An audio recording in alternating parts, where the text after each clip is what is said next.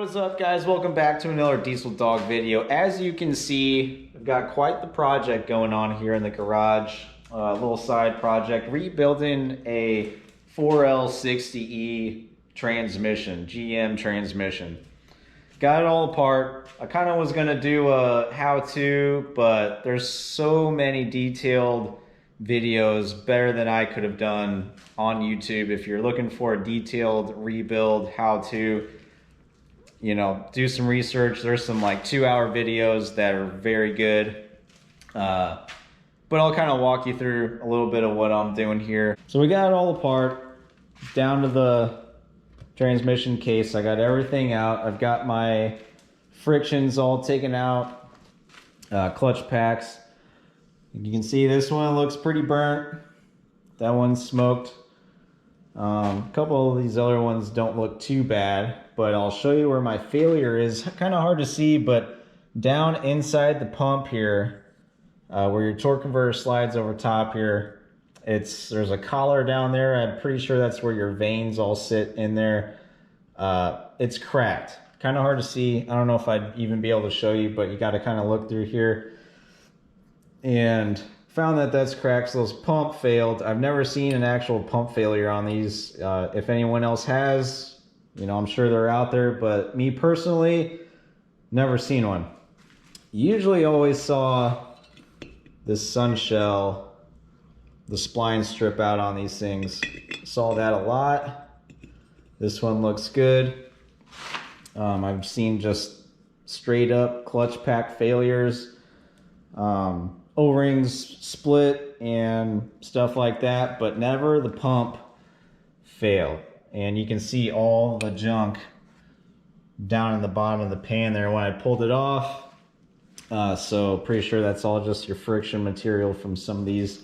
This one right here, same thing. Pretty sure this one's smoked. You can see steel looks pretty hot there. But yeah, this is your disassembled 4L60 transmission.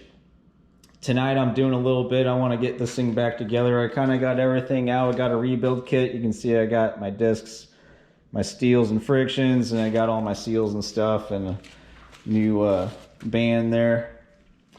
So pretty much the plan tonight, not really getting into it too much, just wanted to show you kind of what's going on here, but I'd like to get this thing back in there. I kind of got a makeshift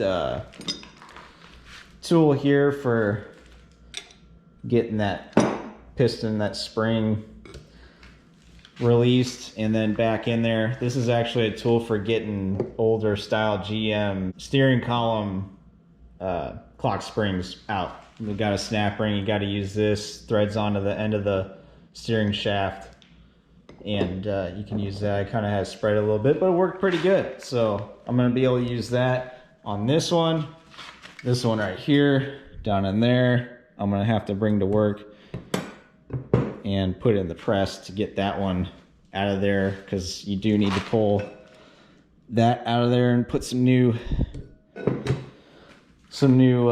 seals on that. You want to replace all seals. Don't let any seals go. Don't cut any corners. You're this far, you might as well pull everything apart, put all new O-rings and seals and everything in this thing. The valve body, I haven't decided if I want to pull everything apart. I may pull a couple of the shift solenoids out and see what it looks like inside. But yeah, that's what I got going on. I got the rebuild kit. I got a new torque converter for this thing, or the guy I'm rebuilding it for got one. Because who knows what all went in that thing. And then I got the pump, and I'm going to reassemble this thing. Hopefully everything's good. Like I said, it's been a while since I've rebuilt one of these. It's been over 8 years, because I've been in heavy duty diesel for 8 years. But kind of like riding a bike. Once I started pulling everything apart, kind of all just clicked and kind of remember everything. So I like to just lay everything out as I pull it apart, and then start from the end and work my way back. Not too bad. Follow all your torque specs and everything. You don't want to cut any corners there. I like to know that I put everything back together exactly how it was built. Every bolt, everything gets torqued. Even the pan, I'll torque those pan bolts. So that's just me. As far as our planetaries and everything like that, you know, everything looks good. There's no like play in any of the gears or anything like that.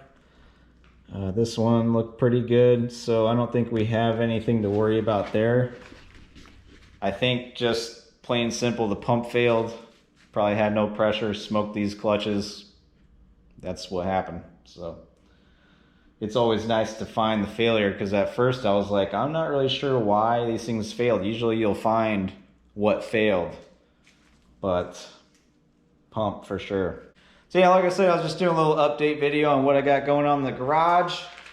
Let me know if you want to see a part 2. Maybe whenever my buddy gets this thing back in their truck, he'll give me a video of it rolling down the road or something, verifying we got all 4 speeds. So it's late on a Friday. I don't know how much I'm gonna get done tonight, but I'm gonna get to work in here. So thanks guys for watching. Let me know if you want an update. I'll see you guys in the next video.